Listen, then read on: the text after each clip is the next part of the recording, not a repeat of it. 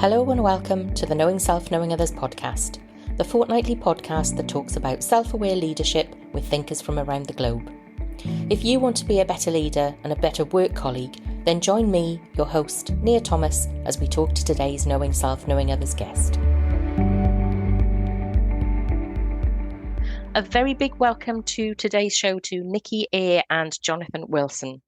Nikki is a workplace bullying consultant and she focuses on training, education and awareness raising in this area of bullying. She's also a director of her own company called Conduct Change, focusing on better business behaviours through the prevention of workplace bullying. Nikki, it's absolutely brilliant to have you here. Thank you very much for joining me. Thank you, Nia. Wonderful to be here. Nikki, tell us a bit about how you got into this world of anti-bullying, because it is quite, I guess it's a stressful area of work and it's highly emotionally charged.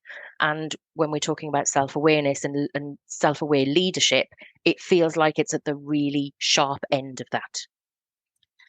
As with many people who end up in this area of work, then it was through my own workplace bullying experience.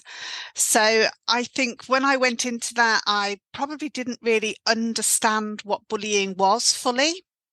And part of my recovery process was really learning about it, really getting to understand what had happened, both from an organisational point of view, but from a personal point of view and a health point of view as well.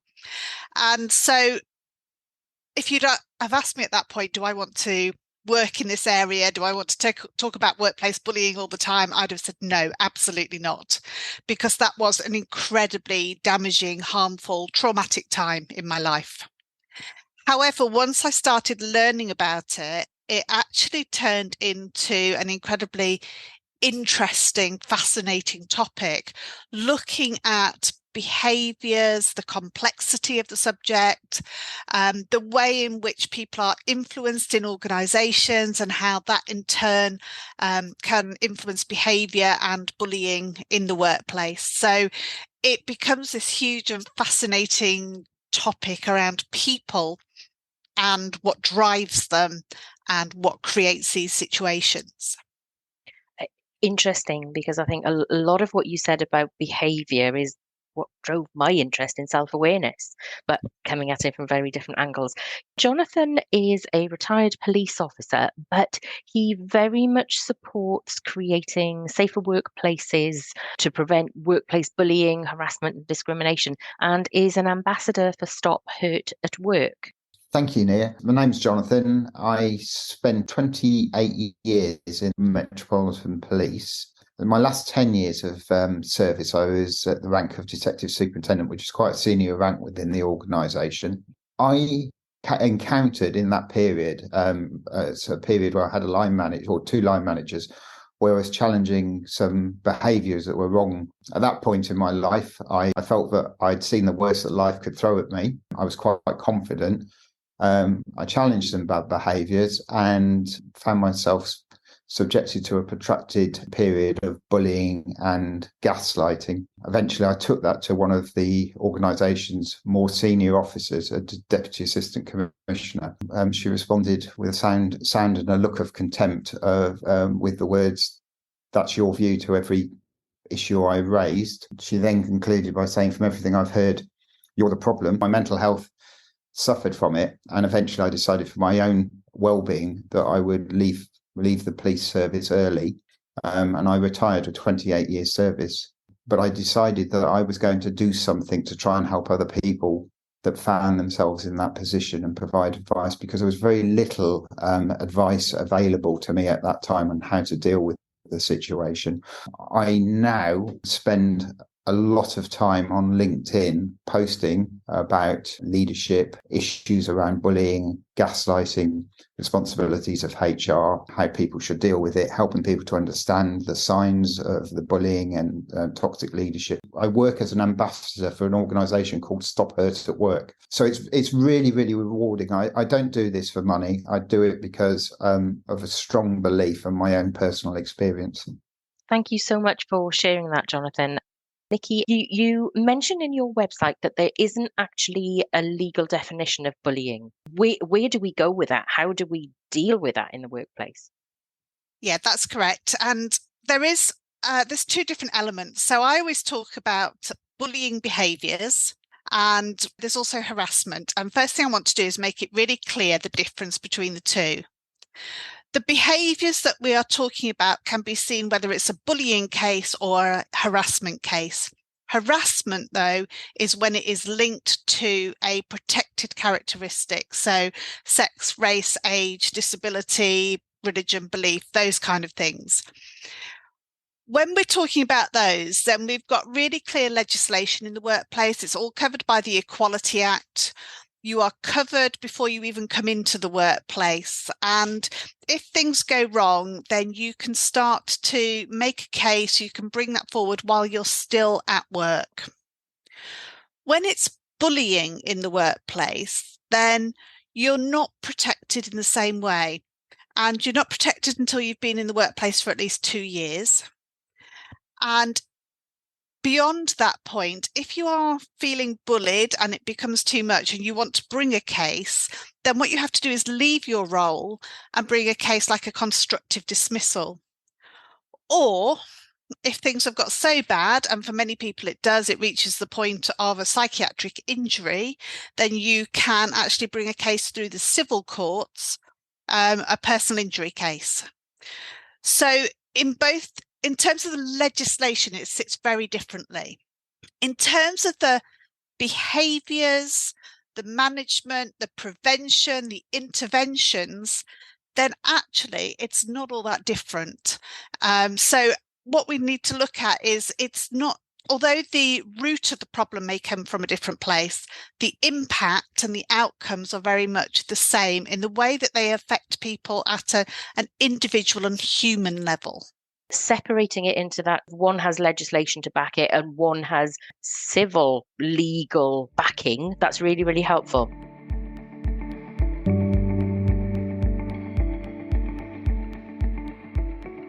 How do you define self-awareness?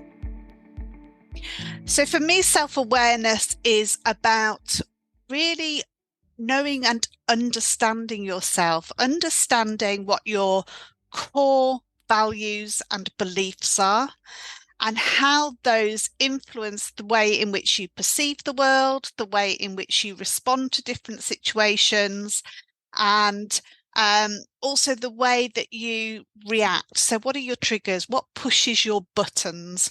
What will send you into a state of either anxiety or joy or excitement or frustration?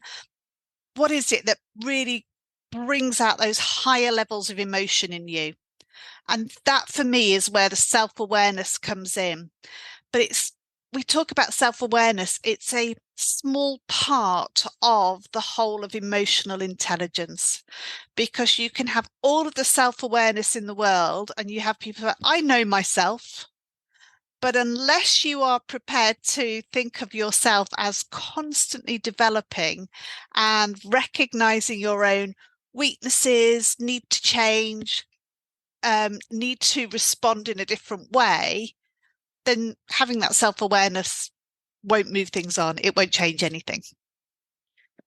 One of the things that really brought me to self-awareness was this question around, are people cognizant, aware, and making choices about their behavior? From your experience, are the people who are bullying, bullies, perpetrators of workplace bullying, are they people who are lacking in self-awareness? Or, as Tasha Eurich calls them, are they aware, don't care? Or are they actively trying to pull the rug from under somebody and to belittle somebody? How active or passive is it? So if you ask me, are they any of those things, I'd say yes. Okay. And quite frankly, a bully can be any of those things. So there are the people who are genuinely not aware of the impact that their behavior is having on others. So that's when we're moving from self-awareness to social awareness. So there are people who actually just, they're not aware. And a lot of the time, it's just that nobody's ever told them that it's a problem. And quite often, if you bring that to their attention, then they're absolutely mortified and would, really willing to change and look at doing things differently. The ones that are aware and don't care, yeah, they probably cross quite a spectrum in the sense of I'm aware, but I actually think this is okay and I'm comfortable with myself. So they think they have the self-awareness, but they're lacking in the social awareness. When you have the people who really just want to pull the rug out, I think they're a smaller set of people.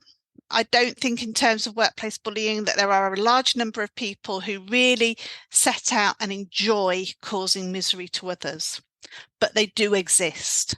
They are there, and they will have very limited self-awareness, very little empathy. It will be very much about themselves. And this is where you'll get people, they'll describe bullies as narcissists and psychopaths. And I think what we have to remember is that you can see elements of those traits in some people. It doesn't necessarily mean that they would be a diagnosed psychopath, for example. But a lot of the time people learn these behaviours as well.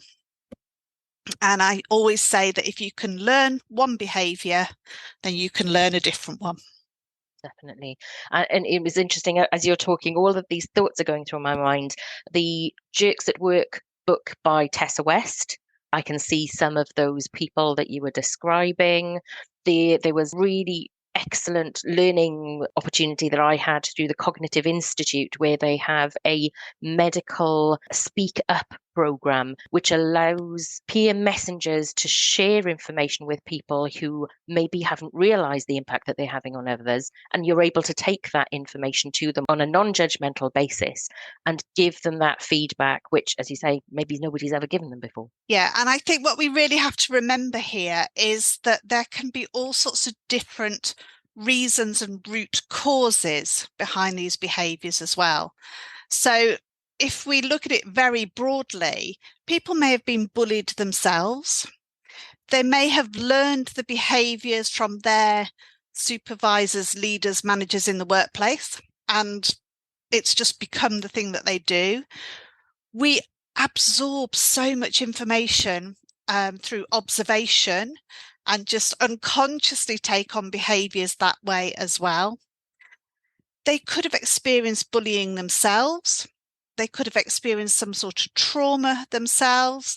And therefore, some of their behaviour may be a defence mechanism about protecting themselves. They've learned how to do that because of something else that's happened to them.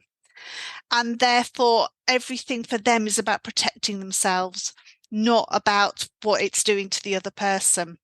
So I think one of the really key things is that we can talk about bullying, and we very much tend to focus on the target when we talk about bullying and the impact on them. But actually, if we get to a situation where we find that there is a bullying situation in the workplace, we have to put support in for both parties. They have to be helped to explore why this has happened. What are their beliefs, their values, their triggers? So they have to develop their own self-awareness. And for one person, it might be about, well, I need to understand more about empathy and social awareness and recognize the impact I have on others and adjusting my responses. For the other person, it might be about, I recognize that there was an ongoing impact of these behaviors that sent me into a mode of anxiety, that fight or flight mode, the stress response. And I stayed there. So my body was responding in exactly the way it was supposed to when I was being ill, mentally ill, physically ill. My performance went downhill because my concentration was affected, all of these things. So they have to understand that they have responded to a stressful situation that has taken them into distress. And actually, they need to rebuild from that. They need to understand why they've got to that point of really not being able to cope. When another person will say, well, you should be able to just, brush that off and deal with it. You don't know what else is going on for that person. So that's where the awareness really comes in terms of recognizing when something becomes outside of the norm for somebody and their behavior starts to change. From all of my experience within policing, the best way of dealing in any kind of how can I say, I don't want to use the word hostile, but contested situation is not to step up a level of aggression. You should be always trying to talk it down, to reason, discussion, to get debate going and get engagement. I think there's a real danger that I learned from policing. If you step up your response because you feel someone's been inappropriate or aggressive, or you haven't liked the way that someone's spoken to you or engaged with you, and you respond negatively, then there's going to be no going back. It's just going to spiral out of control. And that's really one of the important things about self-awareness, is knowing what your impact could be on your others and your interactions with others and your relationships with others.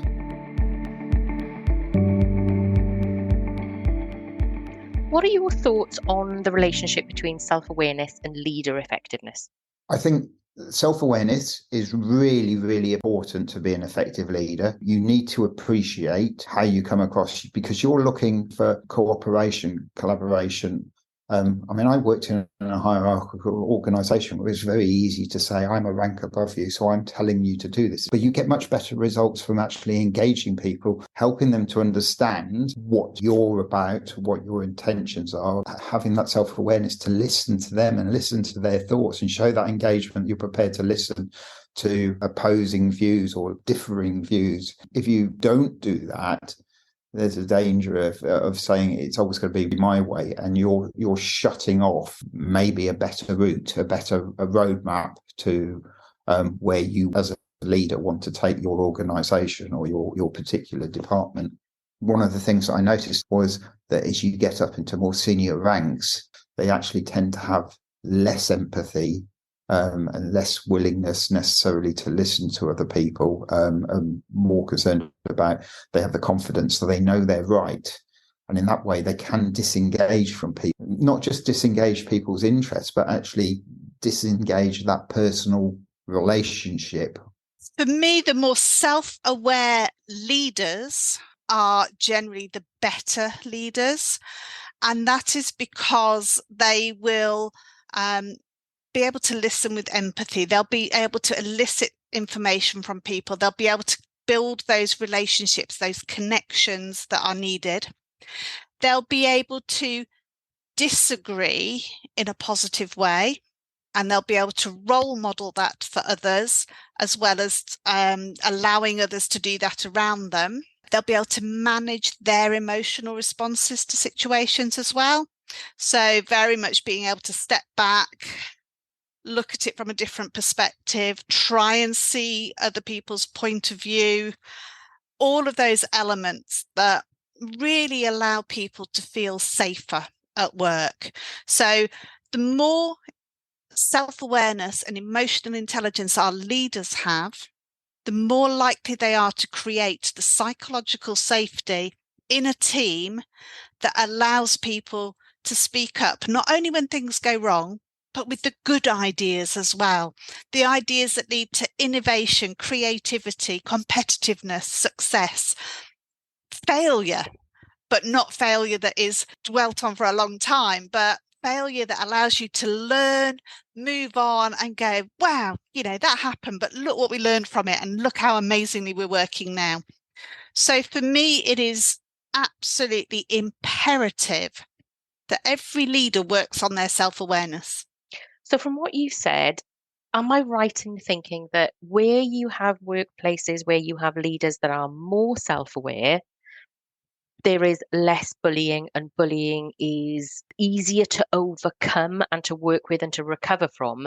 Where you have leaders where self-awareness is lacking, those are the organizations and the teams that are in a difficult situation, and they're the ones who are going to suffer the most. Correct, yes. So if you have that self-aware leader, if people feel psychologically safe, then if something is If some behaviour is brought forward that is unacceptable, if words are used which are harmful and hurtful, if something becomes personal rather than about the work itself, an attack on somebody individually, then we can start to pick those up sooner. And the earlier the intervention, the better. And if we feel safe, we will say, sorry, that's not acceptable. Or I don't appreciate the way you said that to me. Or I'm sorry, but I find the way that you are addressing this problem it's becoming personal. Let's stop this here. Let's come back to it when we have less emotion involved. So on that basis, you'll never stop bullying, you'll never stop kind of individual elements coming into a workplace, but you can change behaviours by putting those really early interventions in.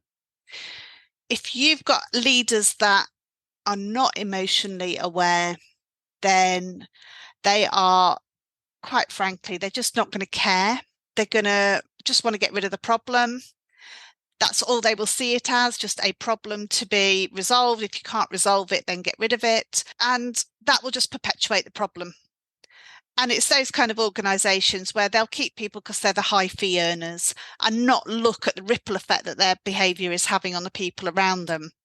So it's very damaging, not only for individuals, but for organisations as well. And I guess in those organisations, staff turnover will be indicative of that. I don't really care. They're bringing in the money.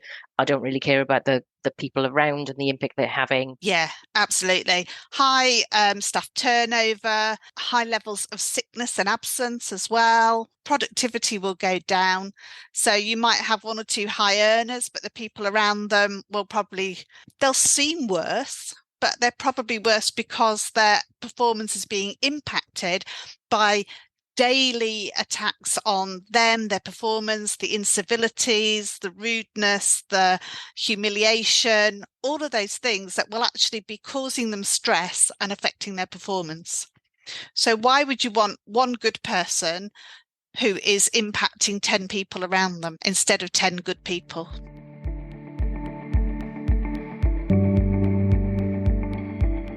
Do you think effective leaders can be found at all levels of organisations, and why?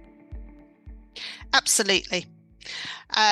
Leadership, self-awareness, these kind of personal qualities are not linked to a title. They are linked to an individual. And when somebody is willing to look at themselves, willing to make changes, open to seeing other people's points of view, open to sharing their knowledge and learning from their mistakes and modelling that kind of behaviour, that can happen at any level. And leaders are people who will inspire others, who will make others feel safe. And you can be a leader in any part of your life.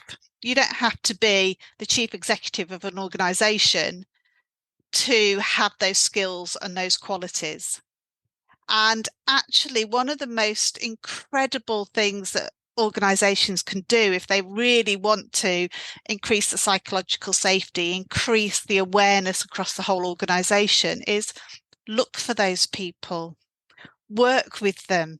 They're your influencers, they're your enablers, they're the people who will help you get the message out across the company and model it in the way that you want it to be seen. So titles are irrelevant. When it comes to leadership and awareness, it's about the individual. I make a point that within the police there were some very, very good leaders. But I did notice that as people became more senior, they became more busy. They made judgments about what was important to them and what wasn't. And sometimes people weren't necessarily important. I think they can be found at all levels, but I think there's a real danger as people ascend through levels of leadership that they lose the self-awareness because they become more confident, and I don't need to listen to others. I don't need to think about how I interact with others now.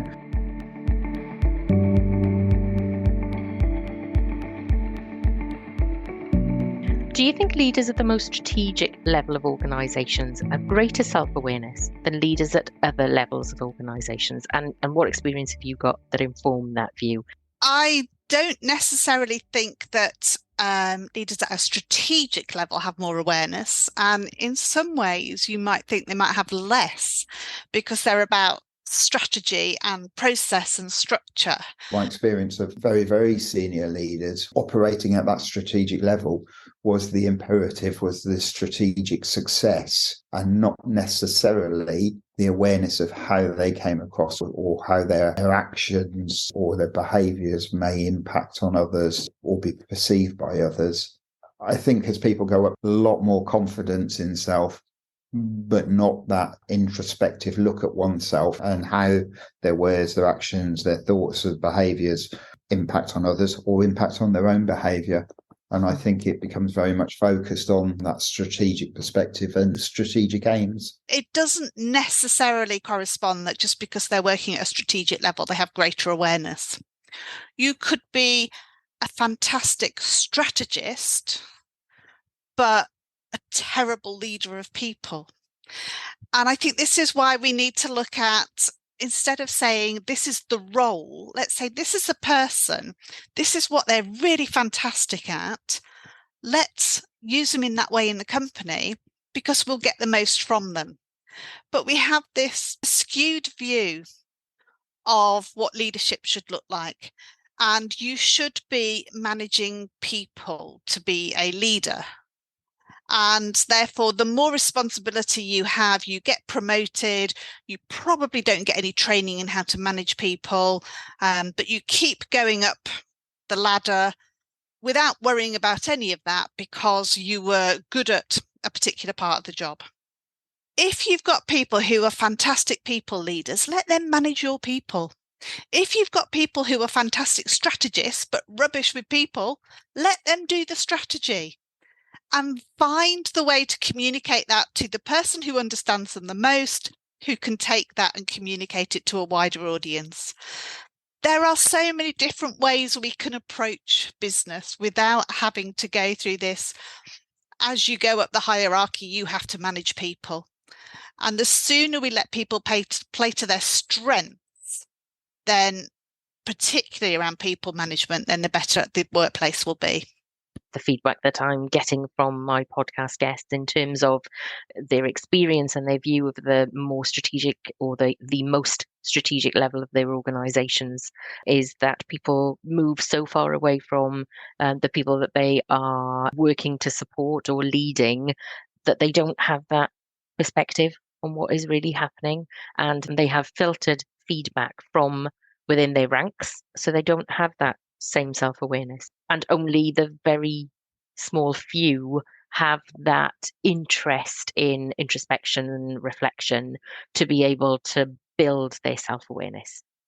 Although I think from what I am hearing is that COVID and the need for greater employee well-being focus within an organization is starting to change that, and the traditional command and control organizations are becoming less popular when people are choosing roles and careers. We've heard of the phenomenon called quiet quitting, and the fact that the Generation Z as well and young people are less tolerant of bad behaviour or those that aren't willing to show empathy at work and will move on in the job market, and people will move on nowadays. And I think, there are organisations that if they don't change, and at the senior levels as well, don't change the way they interact with their people, will find that they will have recruitment and retention problems, and they will also find that they'll be getting bad feedback on websites like Glassdoor. So I think there will be a sea change. In 5 years' time, it'll be interesting to have this same conversation to see if we're still saying the same things.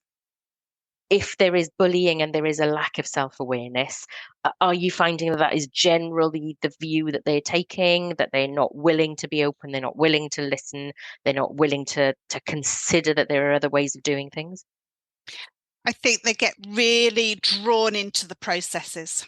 So we have a process to deal with that. And therefore, we have to go through those processes. And what we have are grievance procedures, disciplinary procedures, appeal processes. And what those do is they put people into an adversarial position. So because in one of those, somebody has to win and somebody has to lose. Yeah. From the organisation's perspective, all they're thinking is, we don't want this to go to tribunal because we don't want that in the public eye. So we need to shut this down. We need to get rid of the problem. We'll pay it off if we need to. Litigation seen as a normal business expense. There's an element of that. There's also the case that bullying is so complex, it isn't really that well understood. It takes a huge amount of time and energy and effort to go through these processes. So as it kind of goes through the different layers, then if you have people further up, then they are going to start saying, oh, I've now got to give up my time to go and have a look at this and run an appeals meeting, which means I've got to read all the paperwork. And so they're not necessarily trained in how to do that either. It's just assumed because they're senior, they'll know how to do it.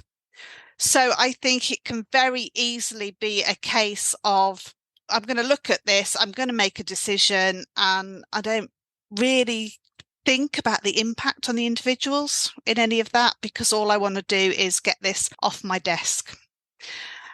And I think that can come across to the individual in that bullying case as absolutely being isolated and excluded through that process, which will add to the levels of distress, add to the levels of trauma. And because the trauma will increase, then their ability to articulate the problem in a coherent manner will absolutely decrease. And so somebody reading an allegation of bullying will say they were withheld information, or they didn't invite them to a meeting, or they didn't make them a coffee, or they didn't say hello in the morning. And all they look at is those as individual items, and they say, ridiculous, you're making a fuss about nothing. I've never heard anything bad about this person. As their senior, they're always incredibly polite to me. So that's the other element as well, the people who show one face upwards and a different one downwards. Yeah, jerks at work, they call that kiss up, kick downers. Yep. Yeah, there are all sorts of different elements involved, but I definitely think the processes in themselves are not helpful to these situations in the slightest. Yeah, interesting as you're saying that. I'm thinking you're right, it dehumanizes because it tries to take the emotion out of the situation and put the process in place so that you have a very clear guidelines, you've got a checklist, you know what you need to do. But it forgets that there's a human at the end of it as well. It does. And the human at the end of it is probably looking for an apology. I'm sorry, I accept that we did something wrong here. We're going to put it right. Whereas an investigation will look at, well, was there a breach of contract here? Was there misconduct, which is a very high bar to reach? What are we actually measuring this against? They don't really know. They're not looking at the impact. They're still hung up on intent. And actually, if you look at the way harassment is dealt with, it talks about the purpose or effect. What effect did that unwanted conduct have on that person? And even ACAS have started changing their bullying definition now to move in that direction and talk about potential emotional and physical harm. So we've got to start taking intent out of it and start looking at the impact. But the processes as they're set up at the moment don't do that, which is really harmful. What do you think is an effective way to develop self-awareness as a mechanism, as you say, to have better business behaviours through preventing workplace bullying? How do we build this self-awareness? There are many different ways. We can look at individual coaching. Find somebody who you feel safe with that is prepared to challenge you on different behaviours so that you can start to look at them in different ways. Look at your own values and your experiences in life. How have they influenced the way in which you make decisions, the way in which you respond to different events now? I think all of these, we start to know each other, be curious about each other in the workplace, get to know each other on an individual, a personal level, as far as is comfortable for the individual, so that we can start to recognise when their behaviour is out of norm for them, and there may be something going on for them where actually they need some support or adjustments need to be made. Be really, really clear about what behaviour is acceptable and what is not acceptable in the workplace, and reward the acceptable behaviour. When we're talking about bullying, we're always talking about punishing the unacceptable. No, support to change the unacceptable, but reward the acceptable behaviours. And unless you know what those are, you can't measure against them. Yeah. So make that really clear in your communications, in your behaviours, and in the role modelling from the leaders in the organisation. Interventions can take many, many forms. It can be really small moments of just making sure you say hello to everybody on the way in. It can be training. It can be surveys and acting on those surveys and the feedback that you get. But if you haven't got that really clear communication about these are what our expectations are, and we're going to live to them, and we see it and feel it in everything we do, then there is no awareness. So model it, learn it, live it, model it. And what a brilliant place to finish our podcast. Nikki and Jonathan, thank you so much for joining me. It's been a really interesting conversation, and I think it's a difficult area to be talking about, because I don't think any of us want to believe that there is bullying and harassment going on in our organisations, but it's quite likely that it's there somewhere. There are micro incivilities, there's language being used, and people are speaking to each other in a way that doesn't live the values of the organisation, wherever your organisation is. Jonathan, thank you for being so open about the challenges that you had in your workplace. And thank you for being such a positive ambassador for Stop Hurt at Work. Nikki and Jonathan, thank you so much. It's been really, really interesting. Thank you, Nia. You're welcome. Thank you. Thank you for joining me, your host, Nia Thomas, at the Knowing Self, Knowing Others podcast. After every podcast, I'm going to be doing a top takeaways review of the things that I've learned from my discussions with guests, which you can find on my website, knowingselfknowingothers.co.uk, LinkedIn, TikTok, and the other main social media sites. Rates, reviews, and recommendations from you are the best way to get the word out about the Knowing Self, Knowing Others podcast. Open your favourite podcast app, find the Knowing Self, Knowing Others podcast, take a listen to some episodes, give it some stars, and write a little review. A little word from you means a big deal to me. Make sure you bookmark the Knowing Self, Knowing Others podcast on your favourite podcast player and tune in to the next episode in 2 weeks' time. The Knowing Self, Knowing Others podcast is available on Apple Podcasts, Spotify, Google Podcasts, Stitcher, Good Pods, Podchaser, Amazon Music, Podcast Index, Podcast Addict,